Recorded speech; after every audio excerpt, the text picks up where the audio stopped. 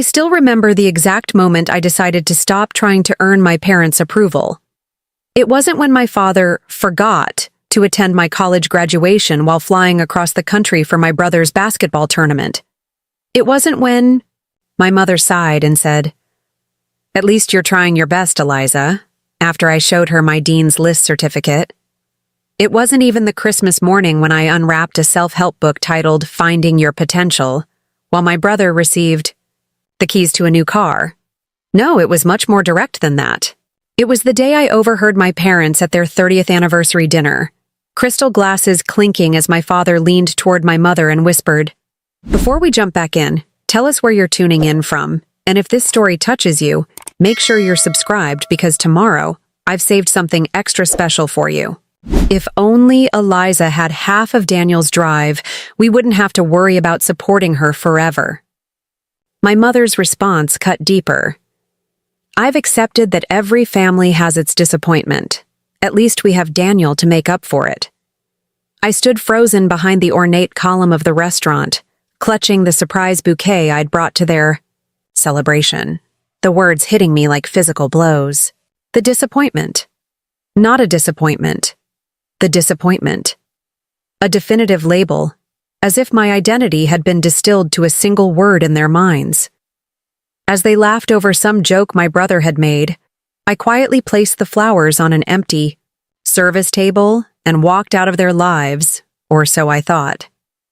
5 years later, I'm standing outside the gleaming glass headquarters of Horizon Capital, straightening my tailored charcoal suit and taking a deep breath as my assistant confirms the details of my parents' impending visit. They have no idea that the routine financial consultation they've been scheduled for is with their daughter, the newly appointed chief investment officer of one of the country's fastest-growing financial firms. The daughter they haven't spoken to in 5 years. The disappointment who now manages over $2 billion in assets. Today, they'll see exactly what their disappointment has become.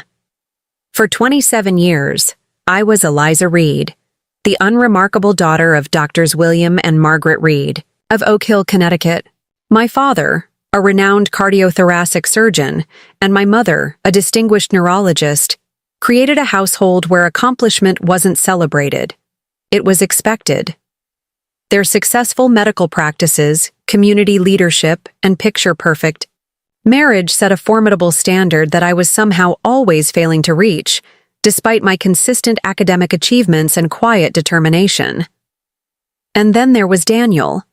My brother, 3 years younger, seemed to emerge from the womb with our parents' unquestioning adoration. His natural athleticism, easy charm, and decision to follow our parents into medicine cemented his position as the family's crowning achievement. Where I was overthinking things, Daniel was analytical. Where I was too sensitive, Daniel was emotionally intelligent. Where I was playing it safe, Daniel was focused on what matters. Our childhood home, a sprawling colonial with pristine white columns and meticulously maintained gardens, was a showcase for Daniel's trophies, medals, and certificates. My own achievements, writing awards, math competition placements, academic honors, were acknowledged with distracted nods and quickly forgotten. "That's nice, Eliza," became the refrain of my youth, usually followed by, "Did you hear about your brother's latest accomplishment?" I traced the pattern back to when I was 12 and announced I wanted to study business instead of medicine. The disappointment in my father's eyes was palpable. "Business is for people who can't handle the rigor of medical science," he said dismissively. My mother added, "It's just about making money, Eliza. We raised you to have more substance than that." The irony wasn't lost on me that 2 physicians with vacation properties, luxury vehicles, and country club memberships were dismissing the pursuit of wealth as somehow beneath them. Their wealth was acceptable because it was a byproduct of their noble profession. My interest in finance was crass, unworthy of the Reed family legacy. By high school, the pattern was set in stone. My straight A's were expected. Daniel's were exceptional. My leadership role in the investment club went unmentioned at family gatherings. Daniel's position as team captain warranted lengthy celebrations. When I was accepted to Wharton for undergrad, my dream school, my mother's first response was, "That's an awful lot of money for a business degree."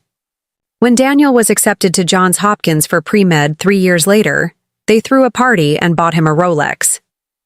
College should have been my escape, but the comparative comments followed me through phone calls and holiday visits. Daniel's professors say he has a natural aptitude for diagnostics that can't be taught, my mother would say, before asking perfunctorily about my studies. My father's favorite question was, "Are you sure you wouldn't consider transferring to pre-med? It's not too late to find a meaningful path." I withdrew gradually, calling less frequently, shortening my visits home, offering fewer details about my life. I built walls to protect myself from their casual dismissals. I stopped seeking their approval and instead channeled my energy into proving to myself that my chosen path had value. I joined investment competitions, secured prestigious internships, networked relentlessly, and graduated at the top of my class. The summer after graduation, I landed an analyst position at a boutique investment firm in New York. The starting salary was impressive for a recent graduate, but what excited me most was the firm's innovative approach to sustainable investing, something I knew my environmentally conscious parents might finally respect. When I called to share the news, my father answered with unusual excitement in his voice. "Eliza, perfect timing. We were just about to call you. Daniel just got his acceptance to the surgical residency at Mass General, the most competitive program in the country. We're having a family dinner this weekend to celebrate. You'll come?"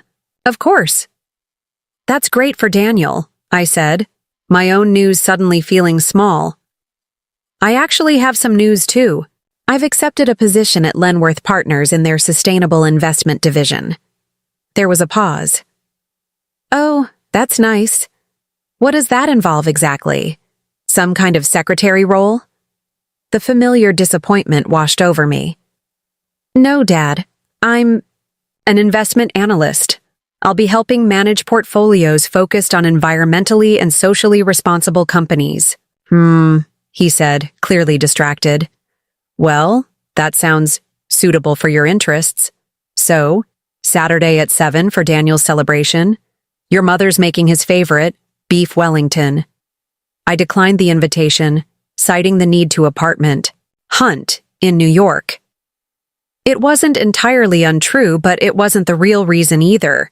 Something inside me had finally snapped, a thin thread of hope that they might one day see me clearly, value my choices, respect my path. For the first time, I acknowledged to myself that their approval might never come, and more importantly, that I needed to stop organizing my life around pursuing it. Instead, I threw myself into my career with an intensity that surprised even me. I worked 16-hour days, volunteered for the most challenging projects, cultivated relationships with industry leaders, and immersed myself in learning every aspect of the business.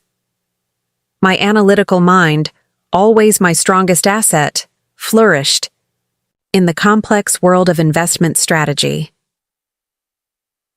Within 2 years, I was promoted to senior analyst, and my income had nearly doubled.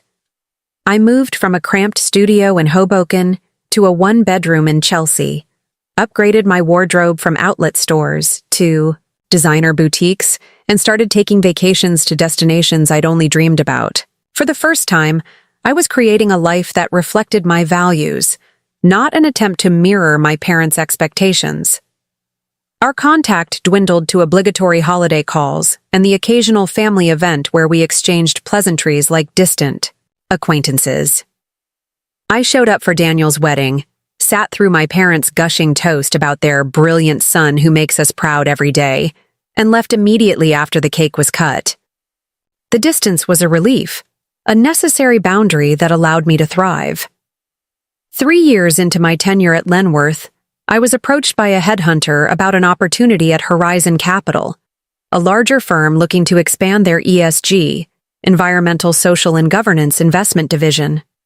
Preparing and narrating this story took us a lot of time, so if you are enjoying it, subscribe to our channel It means a lot to us. Now, back to the story.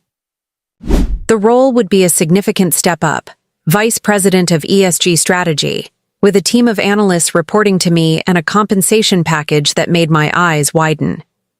The interview process was rigorous, 6 rounds with increasingly senior executives, a presentation of my investment philosophy to the board, and a final dinner with the CEO, Vivian Park, a legendary figure in the finance world known for her ruthless intelligence and unwavering ethics.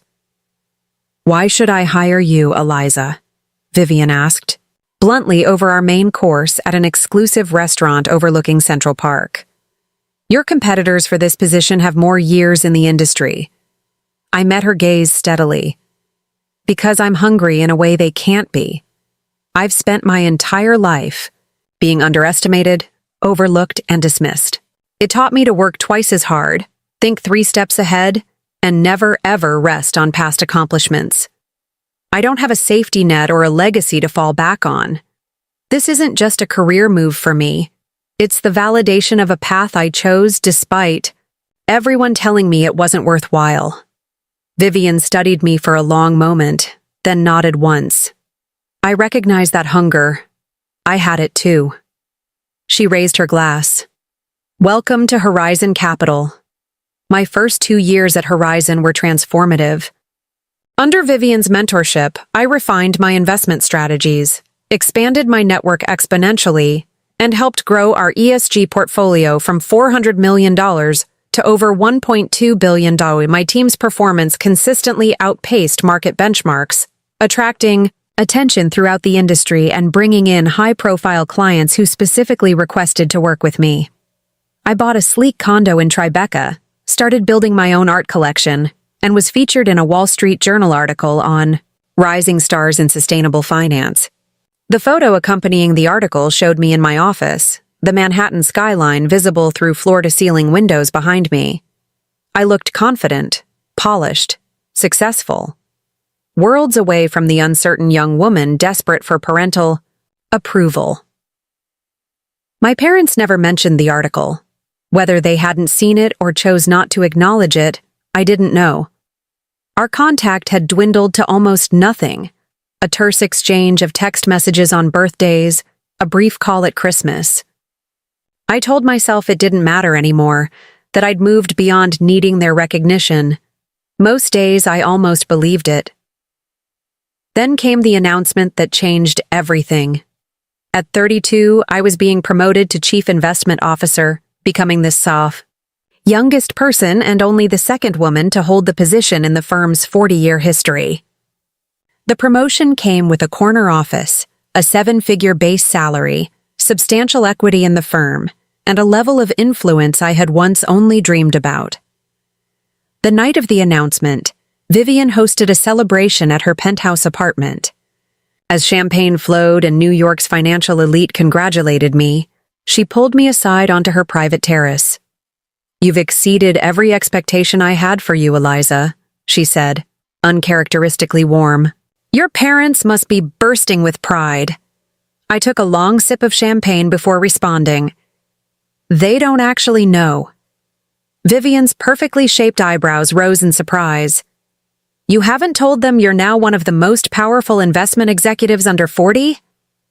I shrugged, trying to appear nonchalant. "We're not close. They've never understood or valued what I do.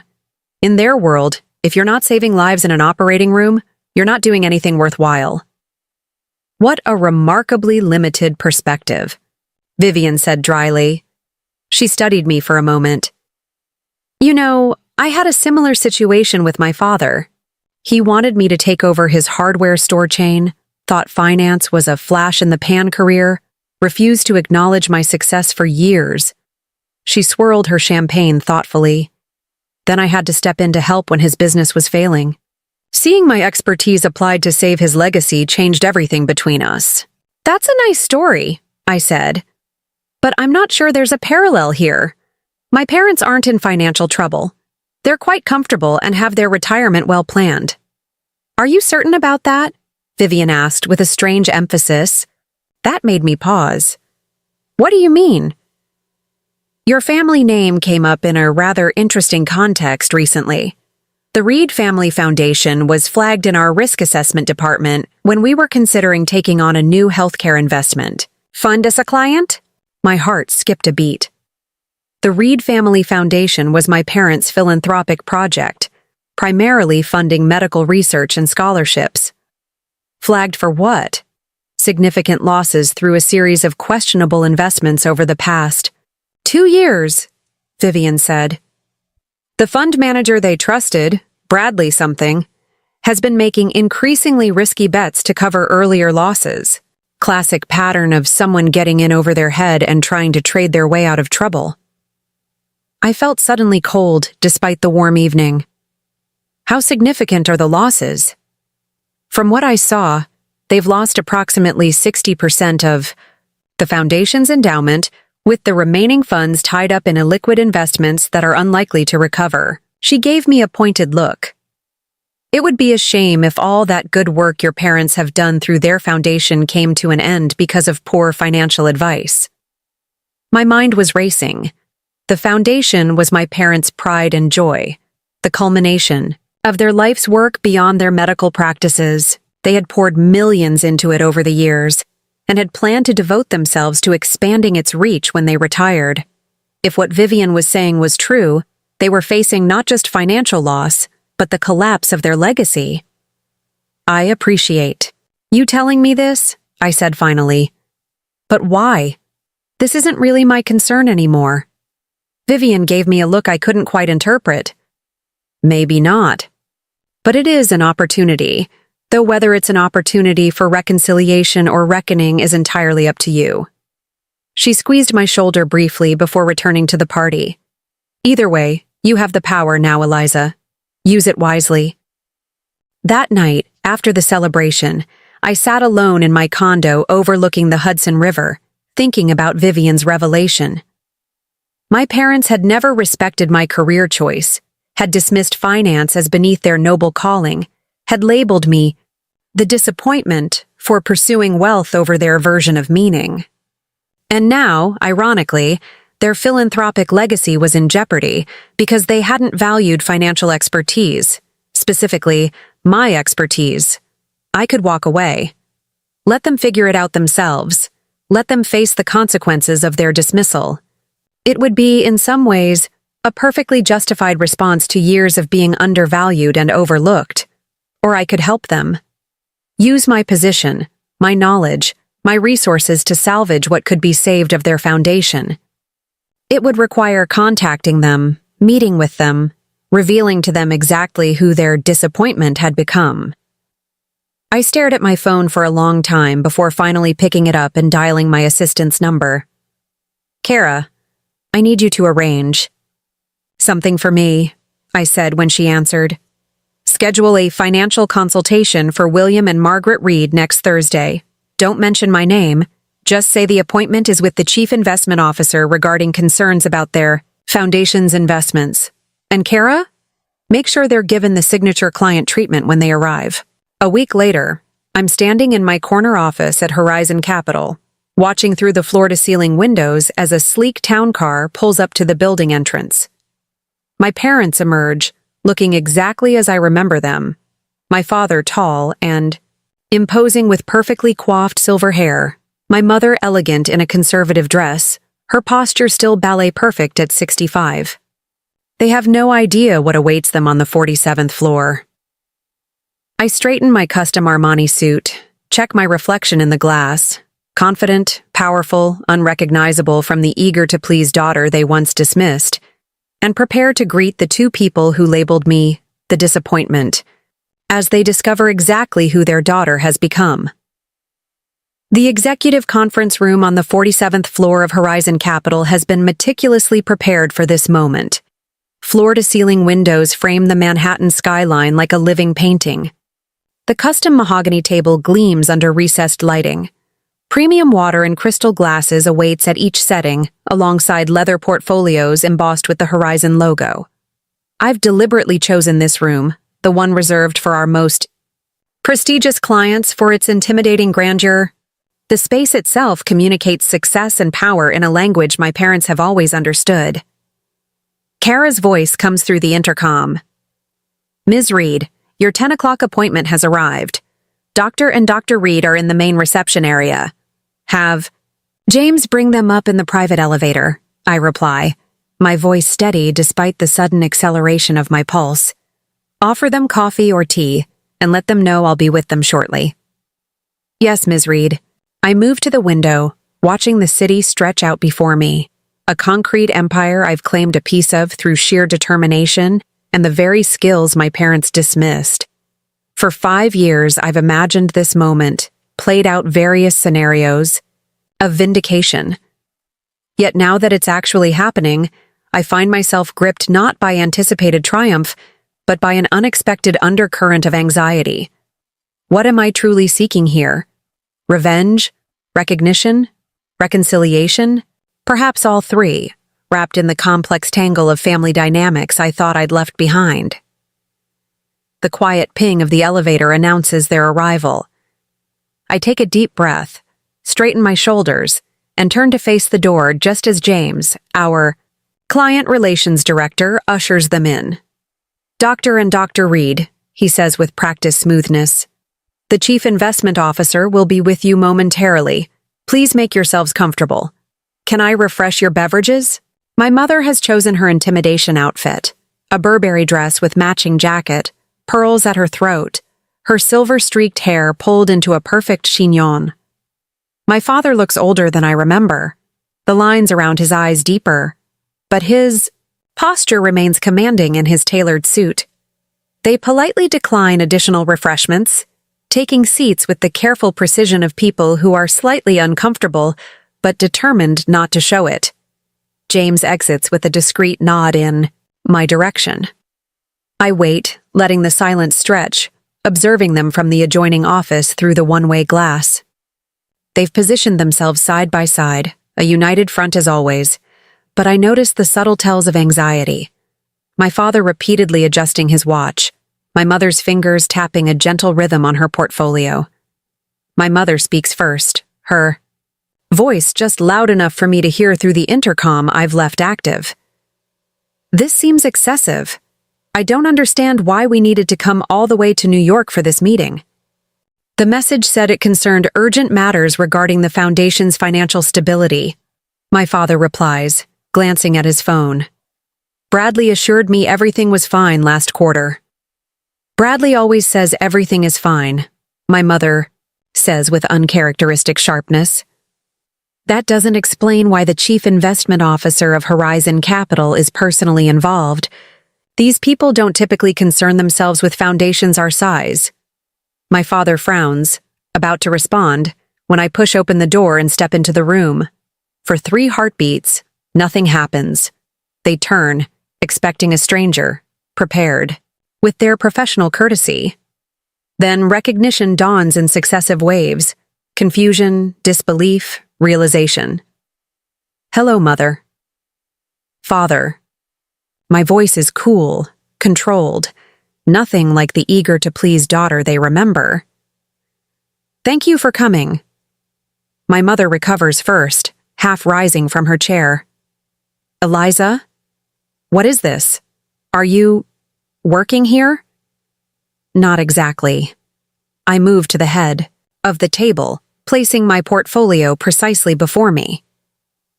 "I'm the Chief Investment Officer of Horizon Capital. This is my company, or at least a significant portion of it is." My father's expression cycles through confusion to disbelief to something approaching anger. "Is this some kind of joke? Did Daniel put you up to this?" The familiar sting of his dismissal flares briefly, but I've developed immunity to it over the years. "No joke, Dad. No prank. This is my reality, the one you've known nothing about for the past 5 years, because you never bothered to ask." I press a button on the conference room phone. "Kara, please bring in the Reed Foundation files." My mother's face has lost its composed expression, her eyes darting around the room as if searching for the hidden cameras. The reveal that would make sense of her daughter in this position of power.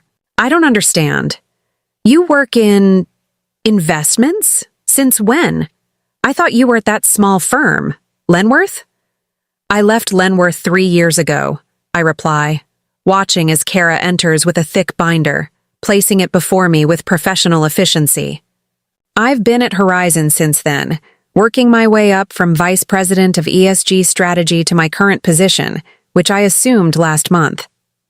Chief Investment Officer, my father repeats, as if testing whether the title might crumble upon closer examination. That's unexpected. Yes, I imagine it would be, given your persistent certainty that I was destined for mediocrity. I open the binder, revealing the comprehensive analysis our team has prepared on the Reed Family Foundation's financial situation. But we're not here to discuss my career trajectory. We're here to discuss the fact that your foundation has lost nearly 68% of its endowment under Bradley Thornton's management over the past 30 months. The blood drains from my father's face. That's not possible. Bradley sends us quarterly reports. There have been some downturns, certainly, but nothing of that magnitude. Bradley Thornton has been falsifying reports while making increasingly desperate investment choices to recover initial losses, I reply, turning the binder toward them. Page 4 details the timeline of investments and actual returns versus what was reported to you. Page 12 shows the current state of your portfolio, including the concerning concentration in non-liquid assets that are significantly overvalued on your books. My mother reaches for the binder with trembling fingers, her practiced composure cracking as she scans the data. "William," she whispers, "look at this. These can't be right. All the scholarships, the research grants we've committed to." My father leafs through the pages, his surgeon's hands uncharacteristically clumsy. "How did you get this information? This is private." Part of my job is assessing potential clients and their financial situations. I interrupt smoothly. Your foundation was flagged in our system when Bradley approached one of our management teams about transferring your assets. Standard due diligence revealed the discrepancies. And you just happened to be the one who saw this? My father's voice hardens with suspicion. No. My team conducted the initial analysis. It was brought to my attention because of the family connection, which I disclosed to our ethics committee immediately. My mother looks up from the documents, her face ashen. "Eliza, what does this mean?" In plain English, not finance terminology. For a moment, I see past the woman who labeled me the disappointment, to someone genuinely frightened about losing something precious to her. Despite everything, it stirs an unwelcome pang of empathy. It means that the foundation has approximately 14 months of operational capacity left at current spending levels, I explain, softening my tone slightly. The endowment has been reduced from $23 million to just over $7 million, with about $5 million of that locked in investments that cannot be easily liquidated, at least not without substantial loss. The scholarships, my mother whispers. We have students counting on us. The medical research grants, my father adds, looking suddenly older than his 67 years. Some of those projects are multi-year commitments.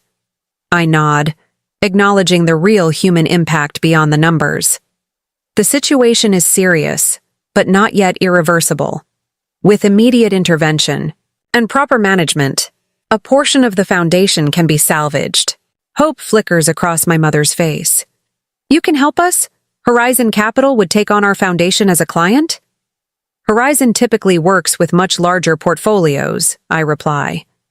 However, given the circumstances, I'm prepared to personally oversee a recovery strategy with certain conditions. My father straightens, some of his usual commanding presence returning. What kind of conditions? I close the binder and meet his gaze directly. Complete transparency and honesty between us, starting now. Bradley Thornton removed as investment manager, effective immediately. In fact, I've prepared the termination documents for your signature today. Full cooperation with the forensic accounting team I'll assign to determine if any laws were broken. and a restructuring of the foundation's governance to include professional financial oversight going forward. You're essentially asking for control of the foundation, my father observes, a familiar stubborn set to his jaw. I'm asking to save what can be saved of a legacy that, despite our differences, I know matters deeply to you both. I stand, walking to the window to gather my thoughts. I'm also asking for something that's long overdue. Your respect. Not as your daughter, but as a financial professional with expertise you desperately need right now. The silence that follows stretches uncomfortably. I turn back to find my parents exchanging one of their wordless communications, the subtle glances and micro-expressions of a couple who've moved in sync for 4 decades. It used to fascinate me as a child, this silent language I wasn't privy to. Now it reminds me of all the times they united against me, presenting a seamless front of disappointment or disagreement. Finally, my mother speaks. You said you've been at Horizon for 3 years? As an executive? Yes. And now you're the chief investment officer of this entire company? I oversee all investment strategies and portfolio management across our divisions, yes. My father gestures to the window, the spectacular view, the trappings of corporate success surrounding us. All this is your life now? And you never told us? Something inside me breaks. You never asked, Dad. Not once in 5 years did either of you express genuine interest in my career or my life. The last time I tried to share professional news with you, you interrupted me to talk about Daniel's residency. Every accomplishment I ever had was minimized, while everything Daniel did was celebrated. You called me the disappointment to each other when you thought I couldn't hear. My voice catches unexpectedly. I pause, angry at myself for the display of emotion, for caring enough still to be hurt. We never, my mother begins, then stops. When did you hear us say that? Your 30th anniversary dinner at Le Bernardin. I brought you roses, white garden roses with sprigs of lavender, your favorite. I overheard you from behind the column near your table. The memory is still razor-sharp, undulled by time. Dad said, if only Eliza had half of Daniel's drive, we wouldn't have to worry about supporting her forever. And you replied, I've accepted that every family has its disappointment. At least we have Daniel to make up for it. My mother's hand flies to her mouth. Eliza, I never would have. Don't. I cut her off sharply. Don't deny it. I heard you clearly. Those exact words.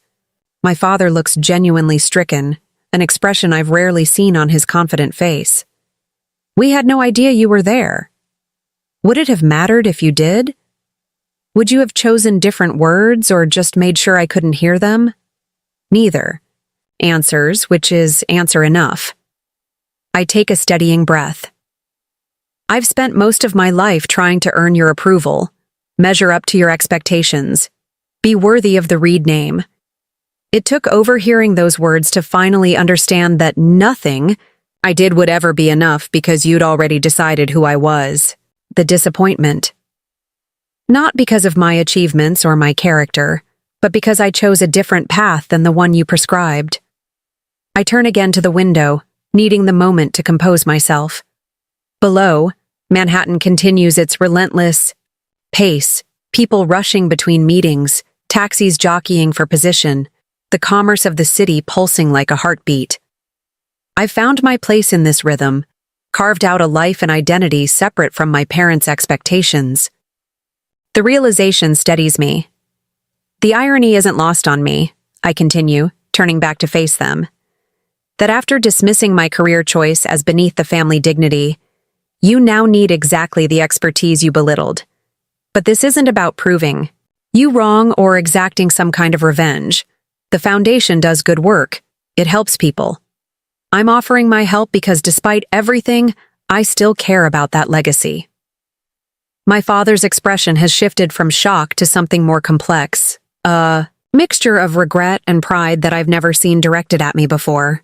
You've done very well for yourself, Eliza. Better than we Better than I imagined. This isn't just doing well, Dad. I gesture to the room around us. I'm one of the youngest chief investment officers on Wall Street. I manage over $2 billion in assets. The profile in last month's Financial Times called me the new face of ethical investing. This isn't a lucky break or a participation trophy. This is excellence by any metric, including yours. My mother has been unusually quiet, studying me with newfound awareness. Your suit, she says suddenly. It's Armani, isn't it? The new collection. And that watch, that's a Cartier. Leave it to Margaret Reed to notice the status symbols first. Yes, I can afford nice things now. How much? My father begins, then stops himself, seemingly embarrassed by the directness of the question he was about to ask. I answer anyway. My base salary is $1.2 million annually, with performance bonuses that typically double that. I hold equity in the firm valued at approximately $14 million at current valuation. My apartment in Tribeca is worth just under $5 million. Does that satisfy your curiosity about the financial details of my life, Dad? He has the grace to look embarrassed. I didn't mean. It's fine. I wave away his protest. Money is what you want to know about, and it's relevant to our current situation. You need to understand that I'm not just offering amateur financial advice. I have the resources and expertise to genuinely help the foundation, if you'll let me. My mother stands abruptly, moving to the window to stand beside me. For a long moment, she says nothing, just looks out at the city spread before us. Then, almost tentatively, she places her hand on my arm. I don't know when I stopped seeing you, Eliza. Really seeing you. Her voice is soft, vibrating with an emotion I can't quite identify. Somewhere along the way, I developed a fixed idea of who you were, and I stopped looking for evidence that contradicted it. That was unforgivably poor observation on my part, especially from someone who prides herself on diagnostic excellence. The unexpected vulnerability catches me off guard. In 32 years, I've never heard my mother admit to being wrong about anything substantive. My father joins us at the window, his reflection in the glass showing an uncharacteristic uncertainty. Your mother and we had very specific ideas about success, about the right path.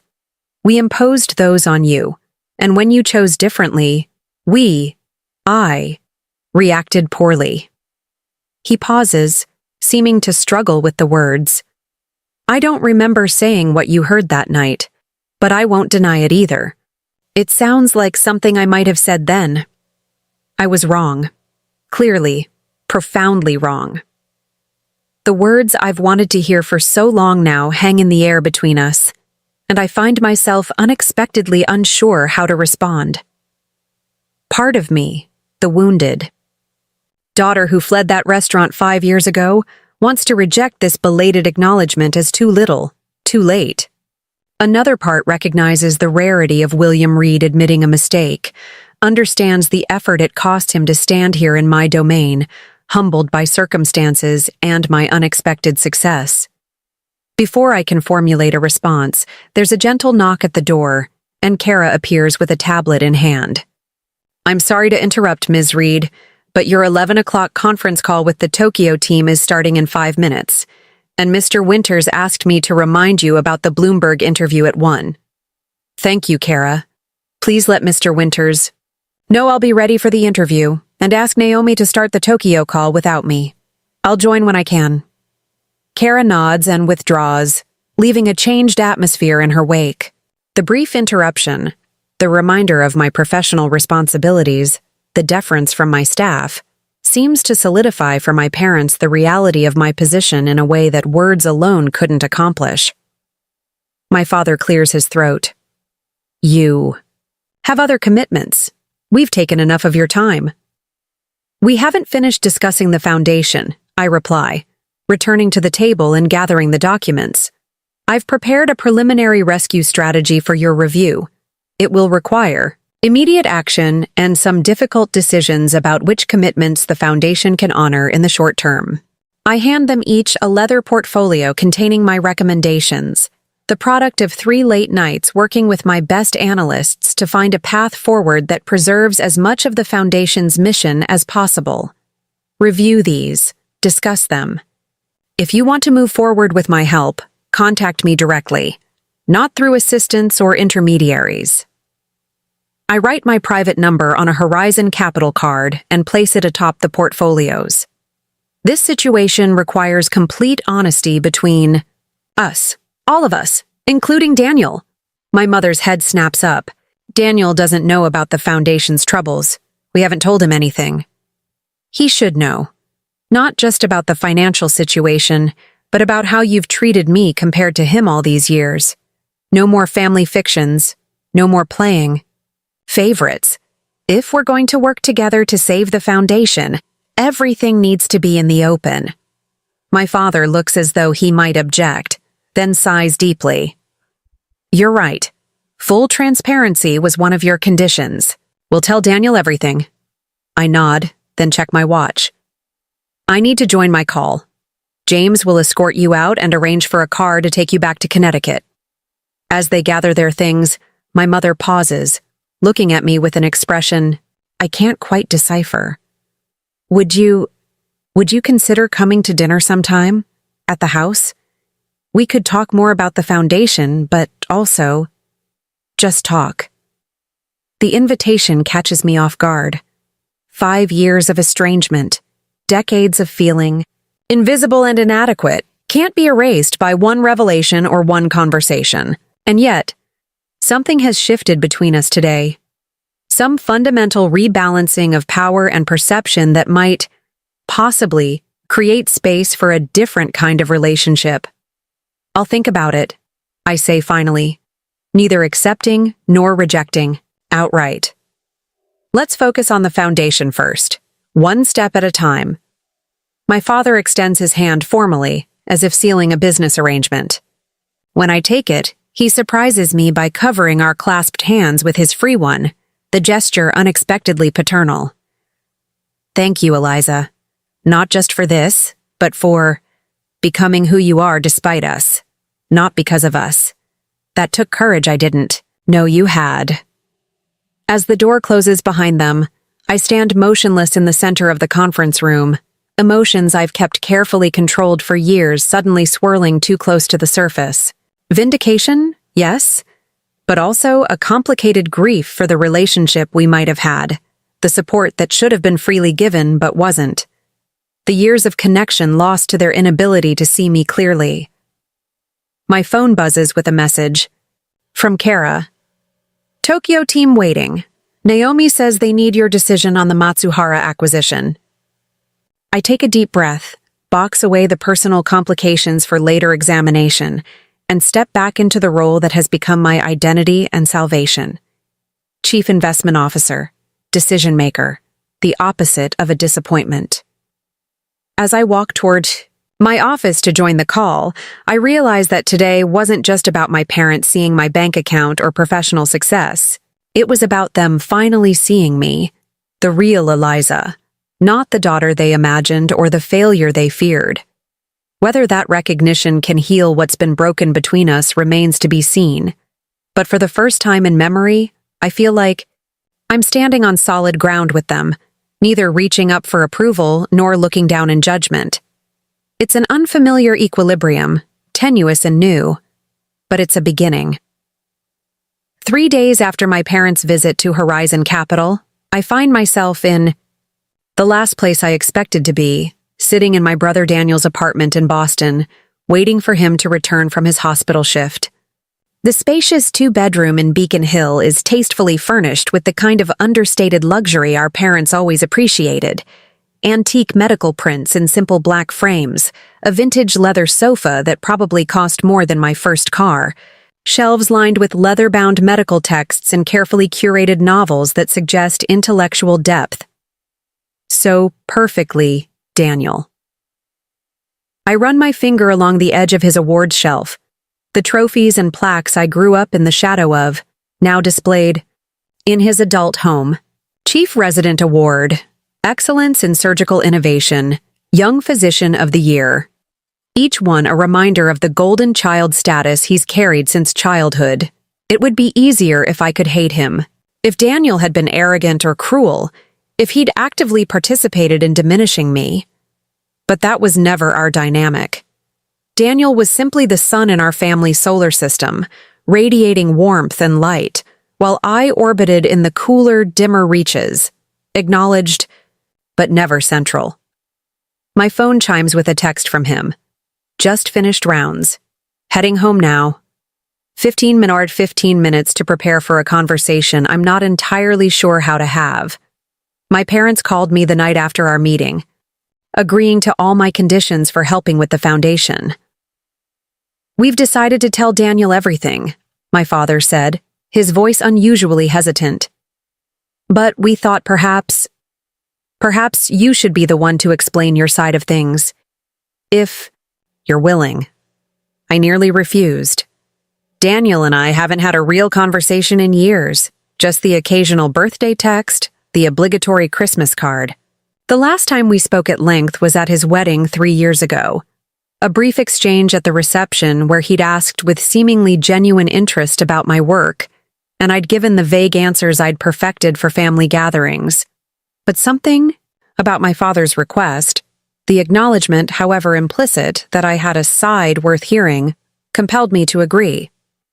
And so I find myself here, having taken an early flight to Boston, sitting in my brother's living room preparing to upend his understanding of our family dynamics. The sound of keys in the door pulls me from my thoughts. Daniel enters, still in scrubs, looking exhausted but instantly alert when he spots me. Eliza? Surprise colors his voice as he sets down his bag. What's going on? Is everything okay with Mom and Dad? Always his first concern. Always the dutiful son.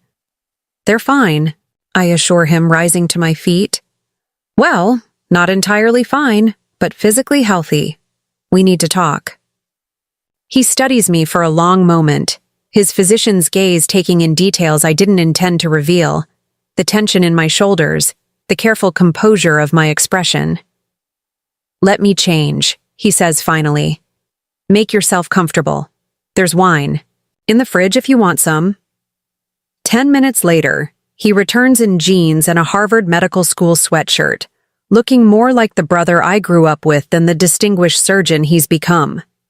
He pours us each a glass of wine and sits, across from me, waiting. When's the last time you spoke with Mom and Dad? I begin, taking a small sip of the excellent Cabernet. Sunday night, our weekly call. He frowns slightly. They seemed distracted but didn't mention anything unusual. What's this about, Eliza? I take a deep breath. The Reed Family Foundation is in serious financial trouble. They've lost almost 70% of the endowment through mismanagement and possibly fraudulent activities by their investment manager. Daniel sets down his glass, his expression shifting to alarm. That's not possible. They would have told me. They didn't know themselves until 3 days ago. I was the one who discovered the problems and informed them. His confusion deepens. You? How would you? He stops, reassessing me with a new wariness. Eliza, what aren't you telling me? Quite a lot, apparently. I can't keep the edge from my voice. Just like they've kept quite a lot from you about me, about our family dynamics, about the way they've viewed and treated me compared to you my entire life. Daniel leans back, defensive now. If this is about childhood resentments, this isn't about sibling rivalry, I interrupt sharply. This is about the fact that our parents have systematically diminished and dismissed me while elevating you, to the point where they referred to me as the disappointment, when they thought I couldn't. Here, the words hang between us.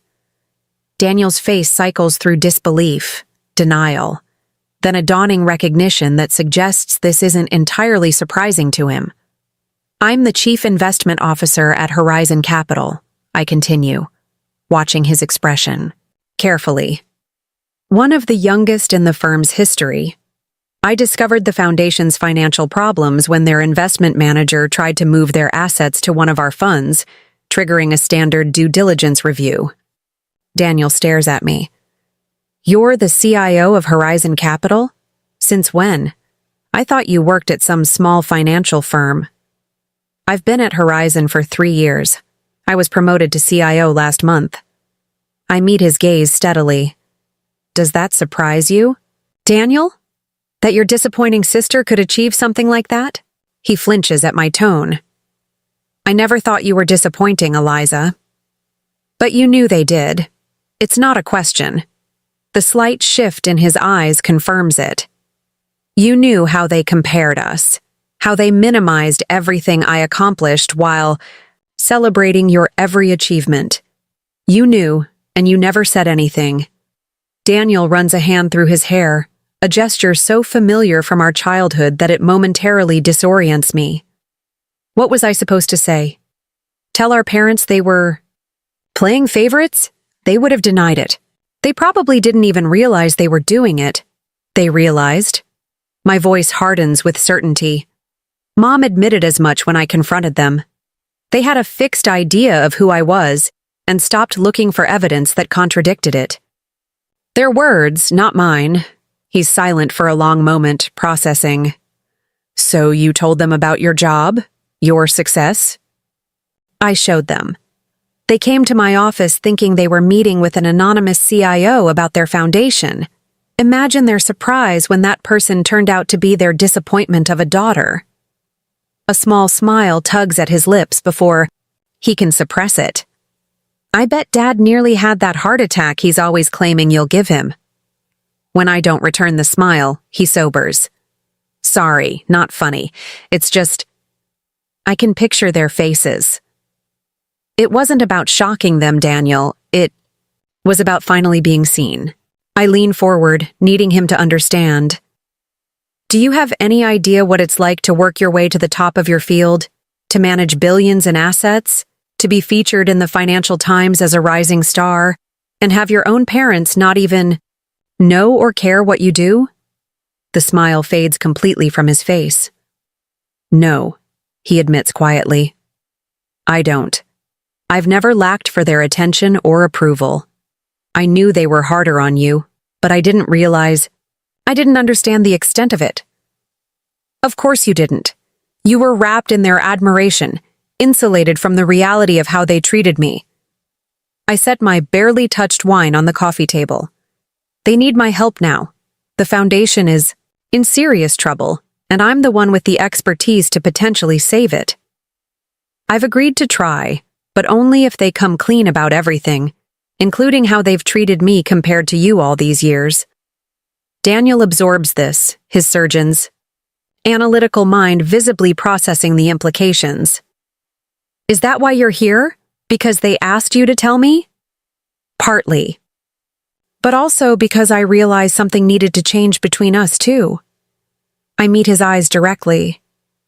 We were close once, before their comparative treatment created this chasm. I missed having a brother, Daniel. Something softens in his expression. I missed having a sister. He hesitates, then adds, I tried to reach out a few times over the years, but it always felt like you were keeping me at a distance. I assumed you were just busy with your life, or maybe that you resented me. I did resent you, I admit, the honesty easier than I expected. Not for their favoritism, that wasn't your fault, but for your blindness to it, for accepting their narrative about me, for never challenging them when they dismissed my choices or minimized my achievements. He winces, acknowledging the truth of it. You're right. I should have said something. I didn't want to rock the boat. It was easier to go along with their expectations, to play the role they assigned me. The golden child, I say. Not unkindly. The dutiful son, he counters. Following the prescribed path, medicine like them, surgery like Dad, the right schools, the right specialty, the right wife from the right family. He reaches for his wine, taking a longer sip. Did you ever wonder if I envied your courage? Your willingness to break away?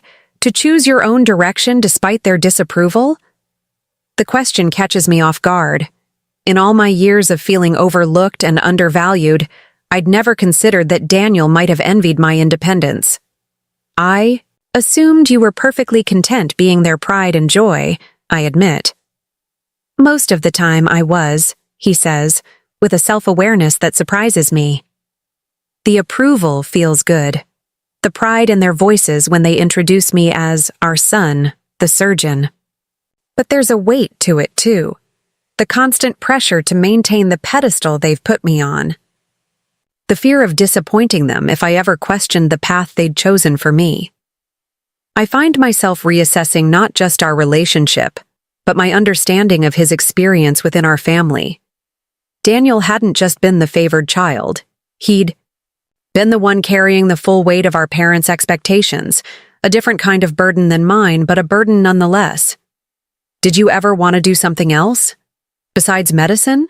I ask, genuinely curious now. He smiles ruefully. Architecture. I was good at it in high school, won a statewide competition junior year. Dad called it a nice hobby and reminded me that real reeds save lives, not design buildings. I remember that competition vaguely, another trophy on his shelf that I'd resented without knowing the complicated feelings behind it. For what it's worth, I say quietly, I think you would have made an excellent architect. And I always knew you'd excel in finance, he replies. Even when we were kids, you understood money in a way that was almost intuitive. Remember when you turned your $10 allowance into $30 by investing in Mom's garden club? Buying wholesale seeds and selling them at retail to her friends? I laugh, surprised he remembers. Dad called it mercenary and made me donate the profits to charity, while simultaneously bragging about your business acumen to his golf buddies, Daniel adds. That was their pattern, criticizing you to your face while privately acknowledging your talents. This is new information, another piece of the complicated puzzle of my relationship with our parents. They talked about me positively to others? Daniel nods. More than you'd think. Dad would mention your academic achievements to his colleagues. Mom kept that article from your college newspaper about the investment competition you won pinned to her office bulletin board for months. I struggle to reconcile this with my experience of their persistent dismissal.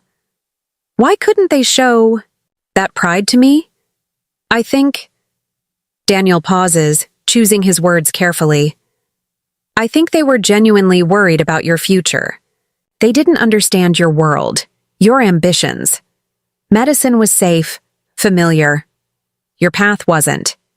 Their criticism was partly fear disguised as disapproval. That doesn't excuse it, I say, but without the heat that would have accompanied those words days ago. No, it doesn't, he agrees. They failed you, Eliza. Failed to see you, to support you, to celebrate who you actually are instead of mourning who they wanted you to be.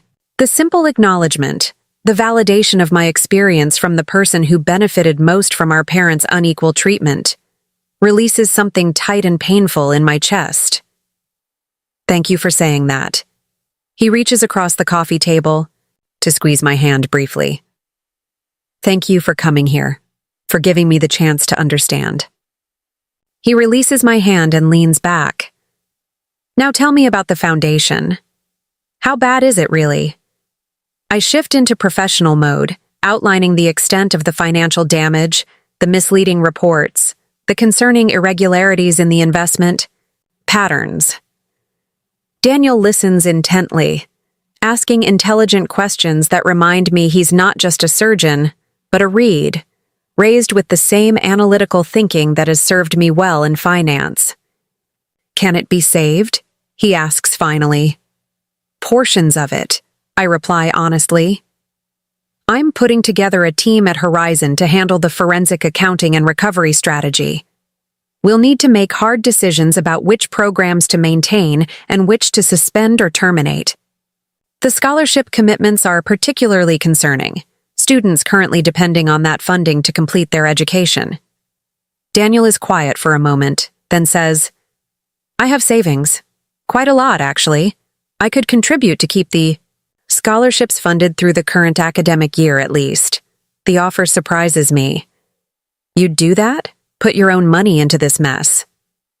Those students aren't responsible for Bradley's mismanagement or our parents' oversight failures. He shrugs. Besides, Rachel and I were saving for a vacation home we don't really need. This matters more. I study my brother, seeing him with new eyes, not the golden child of our parents' making, but a thoughtful man with his own moral compass, his own sense of responsibility. That's generous of you. Will you let me help? He asks, with an earnestness that reminds me of our childhood, before competition and comparison complicated our relationship. Not just financially, but with all of it. Dealing with mom and dad, restructuring the foundation, working through what this means for our family. The question brings me to the edge of a decision I hadn't realized I was contemplating. Allowing Daniel to partner with me in this crisis means opening the door to rebuilding our relationship, to creating a new dynamic between us as adults rather than as competitors for parental approval. Yes, I say finally, I'd welcome your help. But no more Reed family fictions, Daniel. Complete honesty between us from now on. Complete honesty, he agrees, then adds with a hint of the wry humor I'd forgotten he possessed. Though maybe ease mom and dad into it gently. Dad's blood pressure might not survive the full, unfiltered Eliza all at once.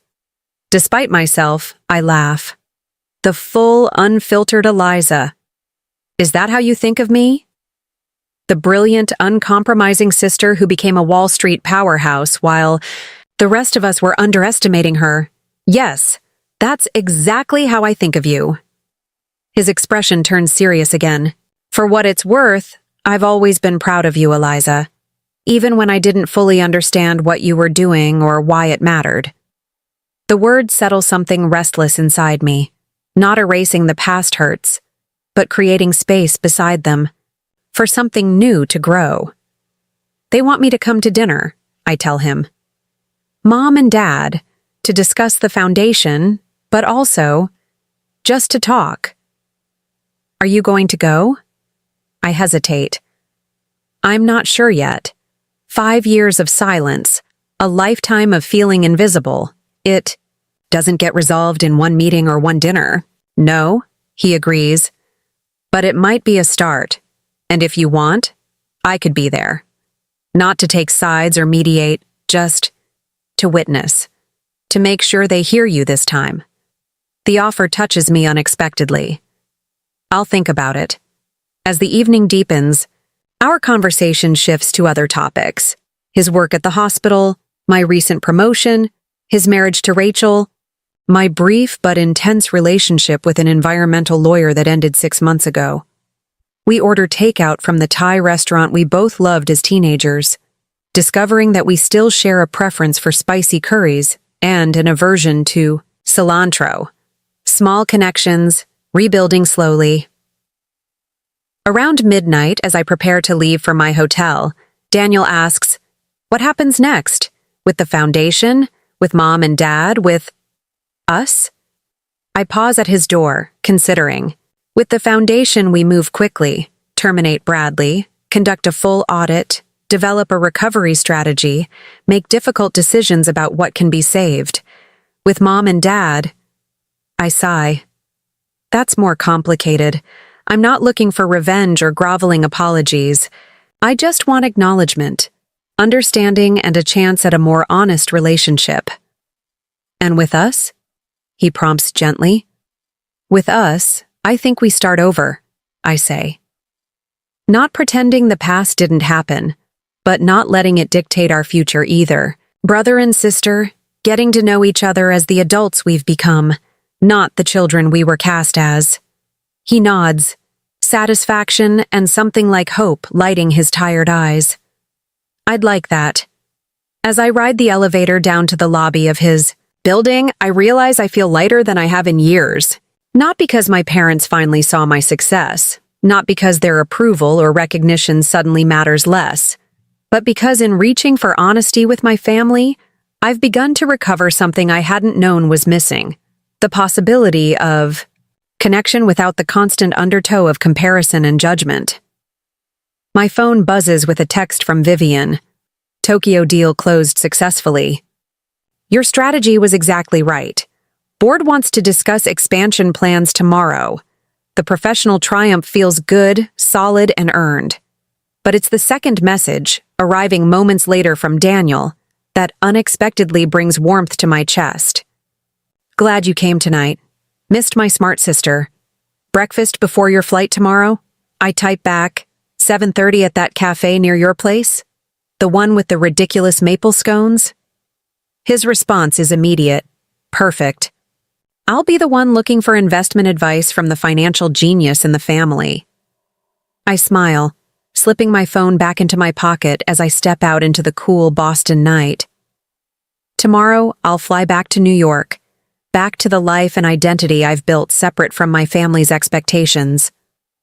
But I'll carry with me something new, the beginning of a bridge across the chasm of misunderstanding and hurt that has separated me from my brother, and perhaps eventually from my parents as well. The disappointment, it turns out, was never who I was. It was the narrow lens through which they viewed me, the opportunities for connection missed, the daughter they failed to truly see. As I hail a taxi to my hotel, I find myself strangely grateful for the Foundation's crisis, not for my parents' distress or the difficult work ahead, but for the fissure it created in our family's calcified patterns, allowing new light to shine through. 2 weeks after my conversation with Daniel, I stand at the entrance to my childhood home, finger hovering over the doorbell. The imposing, colonial looks exactly as I remember it. Pristine white siding, black shutters, meticulously maintained gardens that my mother supervises with the same precision she once brought to neurosurgery. Behind those perfect hydrangeas and geometrically pruned boxwoods lies the house where I learned I would never quite measure up. I've delayed this dinner twice already, citing work emergencies that weren't entirely fabricated. The Tokyo acquisition had genuinely required my attention, and the board's interest in a new sustainable energy fund had meant long hours with the research team. But I'd also been procrastinating, uncertain whether I was ready to cross this threshold again. Daniel texted this morning. They're nervous. Mom rearranged the dining room 3 times. Dad actually cooked. My father cooking was indeed unprecedented. William Reed had always considered kitchens as much outside his domain as ballet studios or kindergarten classrooms, places where others performed functions he respected in the abstract, but had no interest in mastering himself. Before I can press the door swings open. My mother stands there in a simple blue dress I don't recognize, her silver-streaked hair looser than her usual severe style. For a startling moment, she looks older, more vulnerable than the towering figure of my childhood. Eliza. Her voice carries a tentative note I've never heard before. You came. I said I would, I reply, internally wincing at the defensiveness that creeps into my tone despite my best intentions. Yes, of course. She steps back, gesturing me inside. Please come in. The foyer smells of lemon polish and fresh flowers, but beneath those familiar scents is something unexpected. Garlic, herbs, the rich aroma of slow-cooked food. Dad actually cooked? I ask, unable to keep the skepticism from my voice as I hand her the bottle of wine I've brought. A premier cru Burgundy I know my father has always coveted but considered an extravagance. A small smile touches her lips. Beef bourguignon. He's been practicing for 3 days. Mrs. Abernathy next door called yesterday to ask if everything was all right. She saw him watching cooking videos through the window and thought he might be having some kind of late life crisis. The image of my distinguished surgeon father hunched over YouTube cooking tutorials is so incongruous that it startles a genuine laugh from me. My mother's smile widens in response, creating a moment of unexpected lightness between us. He's in the kitchen, she says, gesturing down the hallway.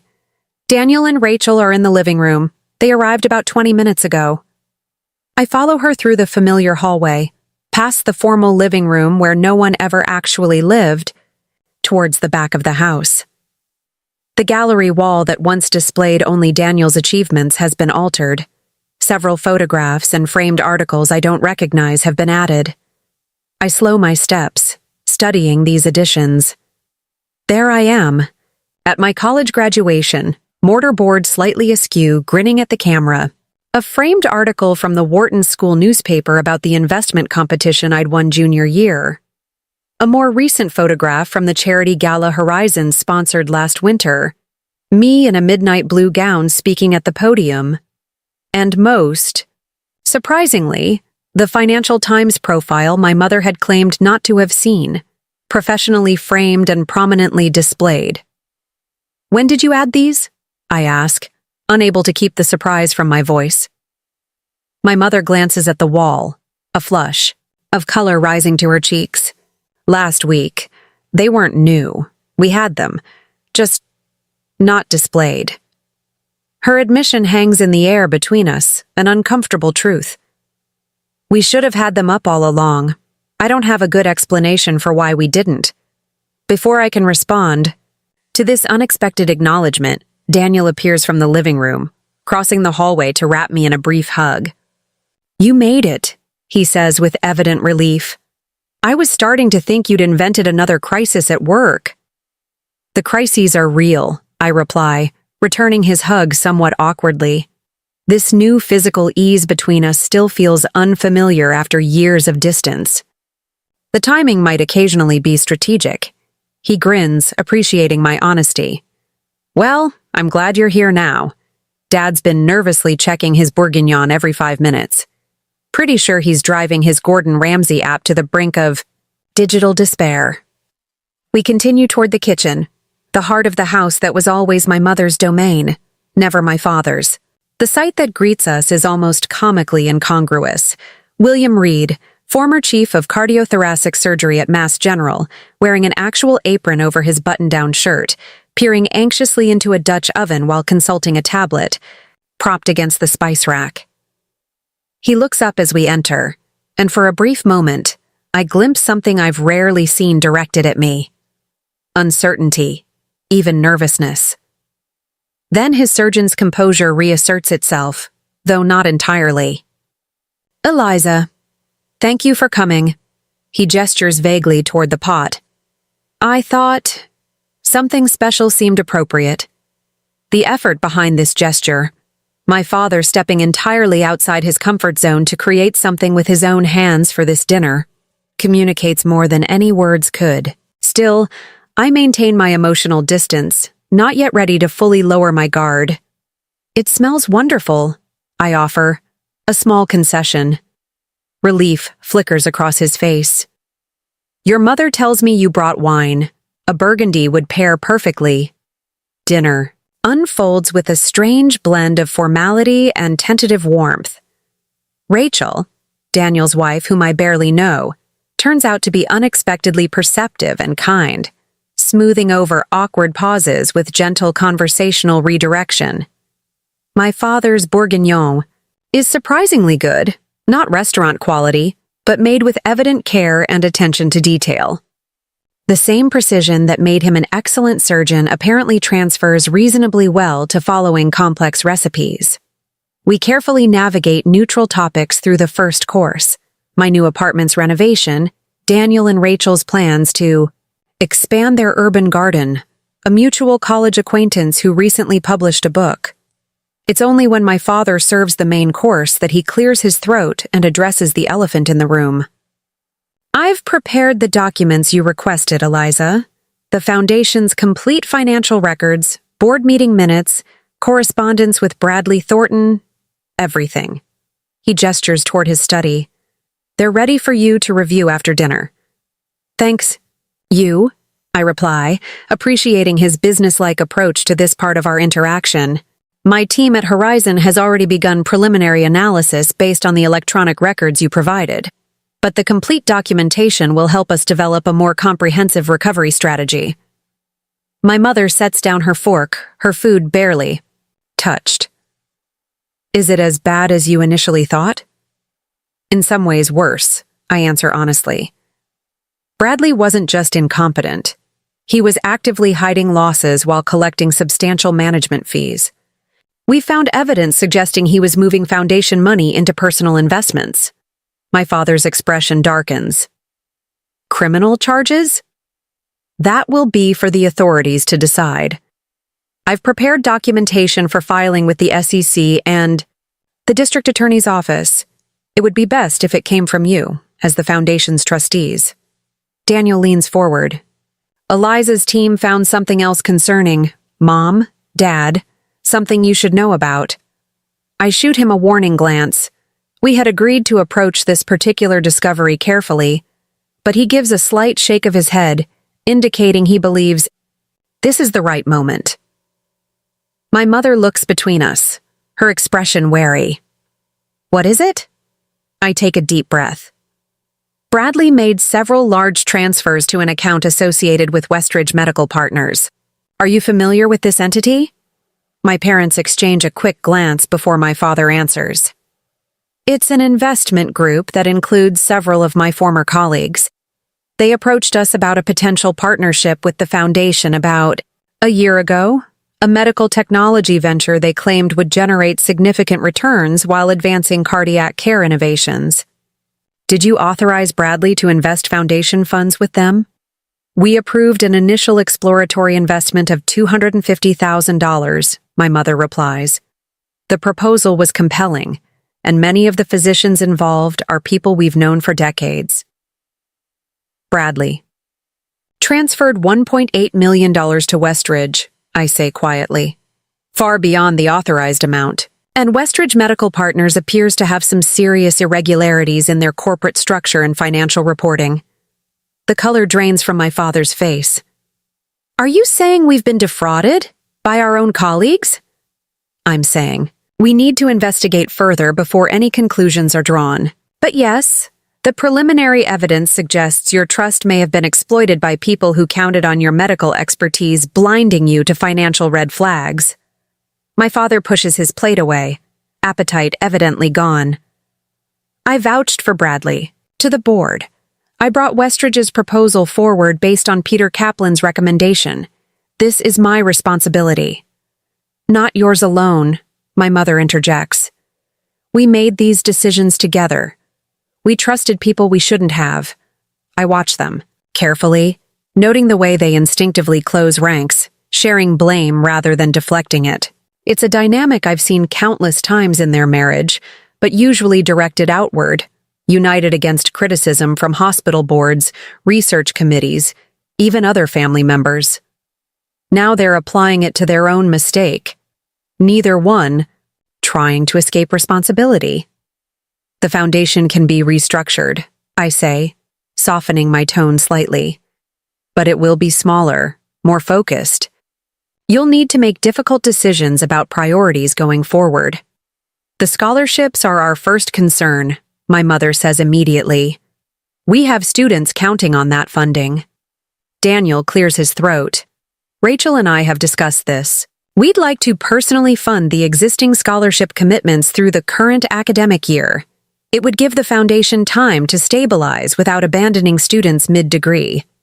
My parents' surprise at this offer is evident, but it's the flash of pride in my mother's eyes, directed at Daniel, yes, but extending to include me as she glances my way.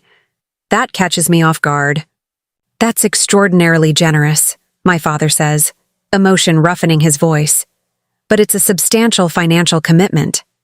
We can afford it, Rachel speaks up, her quiet confidence a perfect complement to Daniel's earnestness. And Eliza has offered to help us structure it in the most tax-efficient way. My mother's gaze shifts fully to me.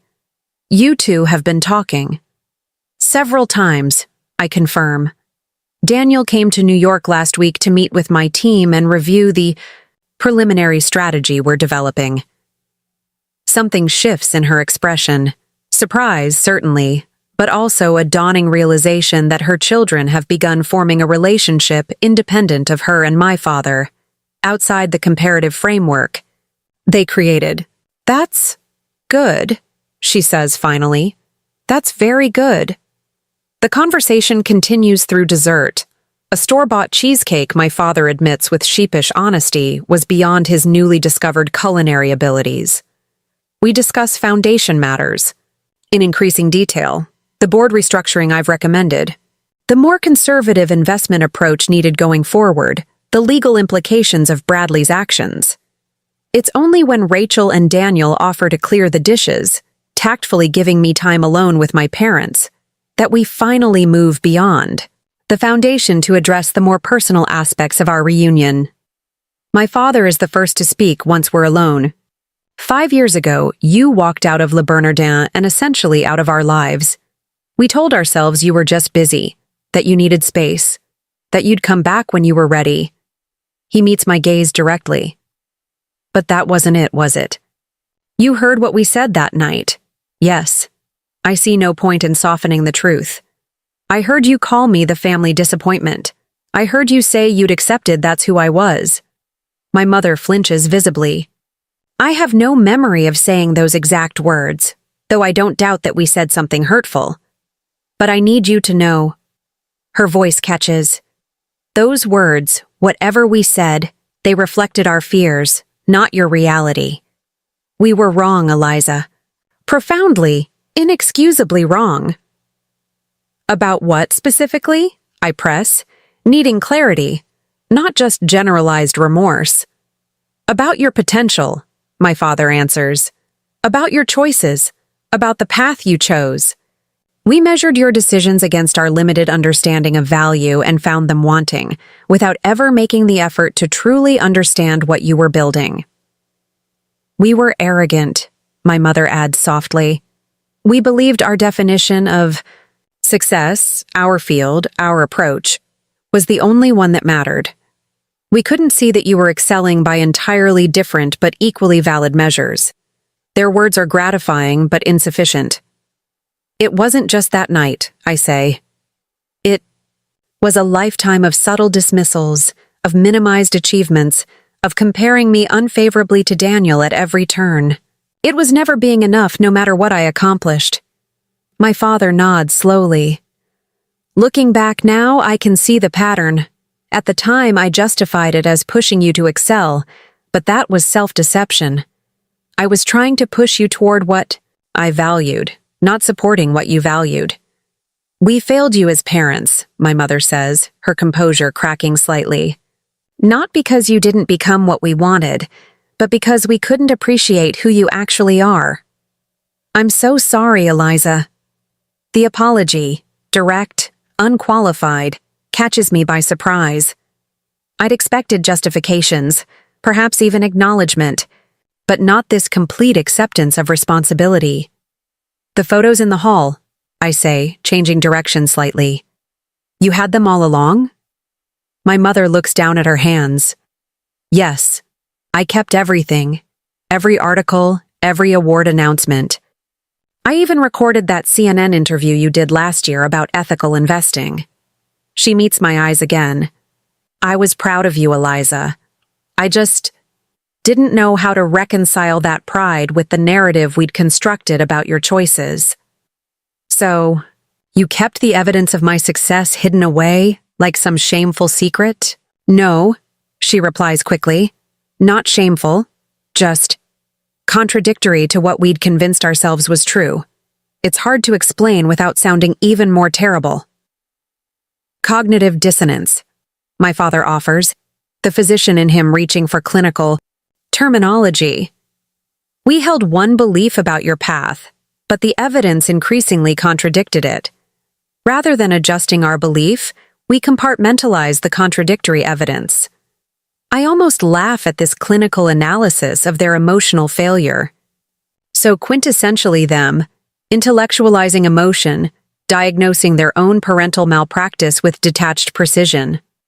Well, that contradictory evidence is now sitting at your dining table, I say, a trace of bitterness still evident in my voice. Hard to compartmentalize when your disappointment of a daughter is the one who might save your foundation. My father winces at the harshness of my words. You have every right to your anger, Eliza. We earned it many times over. He hesitates, then adds, "But I hope you can believe that while we failed you terribly, we never stopped loving you." The simple declaration, awkward, unembellished, but sincere, penetrates my defenses in a way their more eloquent apologies couldn't. William Reed has never been comfortable expressing emotion directly. That he would do so now, without qualification or deflection, communicates more than a more polished sentiment could. "I know that," I admit quietly. "I've always known that. It made the rest harder in some ways. You loved me, but couldn't value me for who I actually am." My mother reaches across the table, not quite touching my hand, but extending her own in a gesture of connection. "Can we try again, Eliza? Not to erase what happened, but to build something new? We're different people now. All of us. You're not the daughter we failed to understand, and we're not the same parents who failed you." The question hangs between us, fraught with decades of complicated history. Part of me, the wounded daughter who overheard that devastating label, wants to reject the overture, to protect myself from future disappointment. But another part recognizes the truth in her words. We have all changed. My success has given me a confidence and security I lacked before. Their humbling has cracked open defensive certainties they once held unquestioned. "I don't know," I answer honestly. "I'm not sure what that would look like, trying again." "Neither do we," my father admits. "But we'd like the opportunity to find out." The vulnerability in his admission, the great William Reed acknowledging uncertainty, is perhaps the strongest evidence that something has fundamentally shifted. From the kitchen comes the sound of gentle laughter. Daniel and Rachel talking, quietly as they finish the dishes. My brother, who is trying to bridge the divide in our family. My professional team at Horizon, working to salvage what can be saved of my parents' foundation. The pieces of a possible reconciliation are taking shape around me, imperfect but real. Small steps, I say finally. I'm not ready to just forget everything and start fresh, but I'm willing to see where this goes. Relief washes over their faces, not the full reconciliation they might have hoped for, but more than they perhaps expected. Small steps, my mother agrees, and complete honesty between us, as you requested. My father nods his assent, then asks, "Will you tell us about your work? Not the foundation recovery, but what you actually do at Horizon?" I realize we've never properly asked. It's such a simple request, such a basic parental interest, that its absence until now is almost shocking. But rather than focus on what's been missing, I decide to accept what's being offered, an opportunity to be seen, to be known by my parents in a way I never have been before. "All right," I begin, straightening slightly in my chair. Horizon Capital has 3 main divisions. My role as CIO involves oversight of all investment strategies, but my particular focus has been building our ESG portfolio. That's environmental, social, and governance investing. As I explain my work, my passion for sustainable finance, the innovative models my team has developed, I watch my parents' faces carefully. There's no dismissal, no impatience, no subtle comparisons to medicine. Instead, I see what I've always wanted: genuine interest, focused attention, and growing appreciation for the complexity and impact of my chosen field. Later, as Daniel drives me back to my hotel, I'd declined my parents' offer to stay in my old room, not yet ready for that. Level of immersion in the past, he asks, "How was it really?" The conversation after Rachel and I left? I stare out at the familiar streets of my hometown, considering. Imperfect, uncomfortable, but honest, I think. Maybe the most honest conversation we've ever had. "That's something," he offers. "A beginning, at least. A beginning," I agree, watching the streetlights illuminate then fade, each one a moment of clarity followed by shadow. like this tentative new relationship with my parents, flashes of understanding amid lingering darkness, but moving forward nonetheless. As we pull up to my hotel, Daniel turns to me. You know, when you first told me about your job, about how successful you'd become, I felt this strange mixture of pride and shame. Pride in what you'd accomplished. Shame that I hadn't known. That I'd accepted their narrative about you. We all accepted their narrative in different ways, I reply. You as the golden child, me as the disappointment. Neither was accurate or complete. He nods thoughtfully. Do you think we can create a new narrative now? All of us? I consider his question as I gather my purse, preparing to step back into my separate life, the successful financial executive, distinct from the overlooked daughter, the estranged sister. I think, I say carefully, that narratives evolve when we're brave enough to challenge them. It won't happen overnight. But yes, I think there's a possibility of something different now. As I watch him drive away, I recognize that this wasn't the vindication I once imagined. No dramatic confrontation where my parents recognized their terrible mistake in dismissing me. No cinematic moment of triumph as they begged forgiveness upon seeing my bank account and professional status. Instead, it's something messier but more genuine, flawed people acknowledging harm, taking small steps toward repair, attempting to see each other more clearly. My phone buzzes with a text from Vivian. Board loved the new fund concept. Green. Light to proceed. Congratulations. Professional validation, clear and unambiguous. Once it was all I thought I needed. Now I understand it's just one piece of a more complex picture. Important, but not complete on its own. Up next, you've got 2 more standout stories right on your screen. If this one hits the mark, you won't want to pass these up. Just click and check them out. And don't forget to subscribe and turn on the notification bell so you don't miss any upload from us.